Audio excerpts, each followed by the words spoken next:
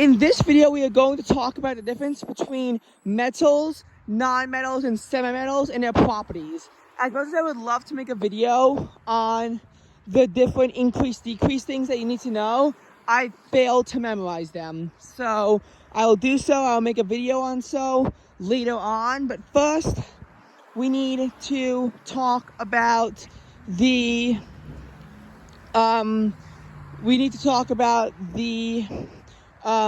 metals, non-metals, and semi-metal properties. Okay, so metals have certain properties. They will all lose electrons in order to get that noble gas configuration. They all will lose. They all have positive oxidation states. They're all positive. Metals generally have lower ionization energies, lower atomic size, higher atomic radius. So generally their ionic radiuses will decrease significantly. Those are all the characteristics of metals. If they react with oxygen, all oxides will be basic. That is a key thing about metals. So, as far as metals go, generally they get poor in quality the further you get away. So you have alkali metals and the most pure metals, and then alkaline earth metals. Then you have the transition metals, and once you're in period 13 after, if you're in a metal category, you're considered to be a poor metal at that point until you get to the metalloid border. And it's a very defined border. There are other characteristics of metals. Almost all of them are solid at room temperature. The sole exception is mercury. I know you might be wondering about germanium, element number 31. Well, the thing about germanium is that its melting point is about 85.6 degrees Fahrenheit or 29.8 degrees Celsius. You can get those temperatures when it's hot in the summer. Don't get me wrong. Here in the New York metro area, our average highs usually do get into the mid 80s Fahrenheit, upper 20 Celsius, and you always are going to see those days in a heat wave status with temperatures getting into the mid 90s Fahrenheit, mid 30s Celsius. You will always have days where you can melt germanium, and germanium will melt in your hand because of the temperature on your skin, 98 Fahrenheit, 37.6 degrees Celsius. That being said, at room temperature, germanium will be solid. There are other elements that are close but no cigar cases, as they also will melt just above room temperature. So again, you might wonder about a hot summer day and melting germanium. Well, yeah, it won't just happen. That's all. I'll just put it that way. It won't just happen at room temperature. At standard pressure, of course. If you decrease the pressure, then yeah. So maybe try taking it to Colorado and Denver and then doing it on a hot summer day, and then you might have more success in melting germanium. Again, an interesting food for thought, but no.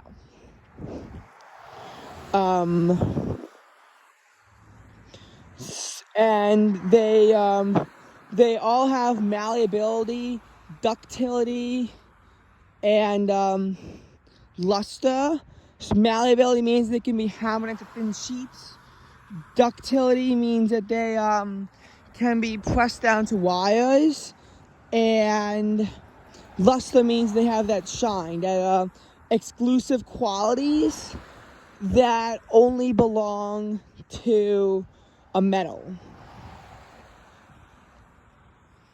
Again, those are like the exclusive properties Metals do make up 2/3 of the elements, so maybe calling it exclusive, not exactly the smartest idea, but that's what I chose to do anyway. So again, those are some of the important qualities that is what makes a metal into a metal. All right. So now, what about the non-metals? Well, the non-metals are different. Instead of being malleable and ductile, they're very brittle. They will break. They can exist in all 3 states of matter. But again, cannot be hammered into thin sheets, cannot be pressed down into wires. So, not malleable or ductile. They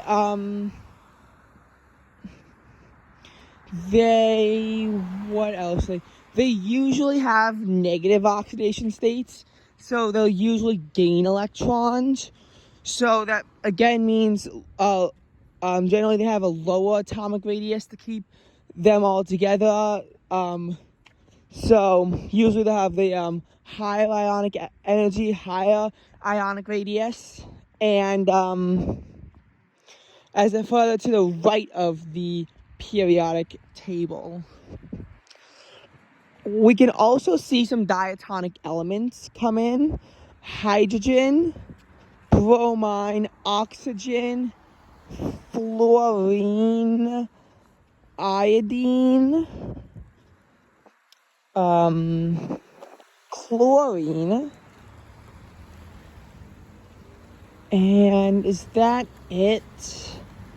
Nitrogen is a diatonic element.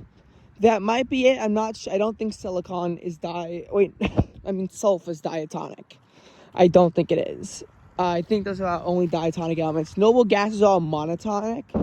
So these diatonic elements means that they can only exist in nature by themselves in pairs. They can exist by themselves except in compounds.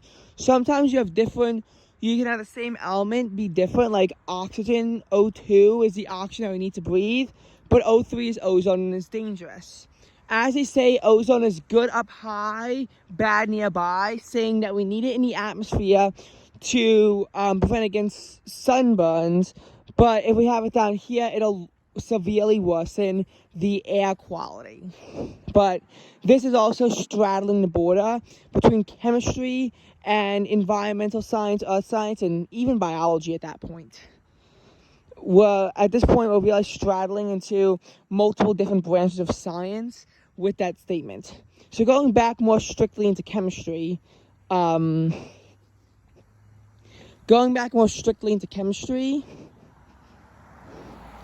we have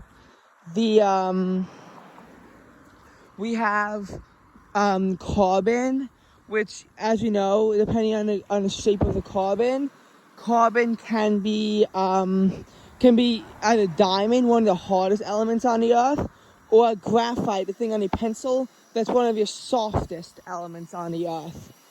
And then, finally we get to phosphorus, which can be in different colors. Same element, but different colors. Interesting. Okay, now for the semimetals. The semimetals are the reason why, until you've checked every single quality, you cannot say if it's a metal or a non-metal because of these semimetals or the metalloids. There's 7 of them. There's actually 9 elements that touch the staircase. The staircase is usually the border between metals and non-metals, but you have the metalloids, and it's actually a bit tricky. Here's why. So as far as the metalloids go, first of all, you might be wondering why the staircase doesn't go down fully. Well, the reason why the staircase does not go down fully is because once you get to the final row, things become very shaky. The elements begin to become theoretical. They just don't really feel real at that point, and we don't know enough about these elements to really say anything. Once you get to the end of row 6, everything becomes shaky anyway in the periodic table. Now, as far as, which is why I see 9 that border it, not 10. Beryllium most definitely does not border this line. It's an alkaline earth metal. It's one of the strongest metals. We just don't have transition metals until row 4. And because boron is on the other side of it, we have to put it there. But make no mistake, it's not on the border. So, boron lies on the border. Aluminum, silicon, whatever elements 32 and 33 are, I forgot. Antimony, and whatever element 52 is, which I forgot. Polonium, adenine. And as far as they go, all of them except for aluminum and polonium are metalloids. Aluminum and polonium are still metals. Aluminum should be pretty obvious, that's a metal. But polonium might be a little more tricky. Polonium is actually a radioactive element that was discovered by Marie Curie. Named after Marie Curie's home country of Poland. And it's element 84 on the periodic table. So, just so you know, it's aluminum and polonium, the 2 exceptions. I mean, I always say memorize 2 instead of memorize 7, because it's less stuff in your brain. Anything that touches, with the exception of aluminum and polonium, will be a metalloid. And then after that, you get into the non-metals. So, again, I do apologize for making this video quite rashly, because, I mean, there are some properties that I actually wasn't aware of, or that I might have forgotten and slipped out of my brain. That's why I'm not making this properties video yet, but I just figured I'd get this out now. So, thank you for bearing with my not so great chemistry knowledge today, and I'll definitely do better next time.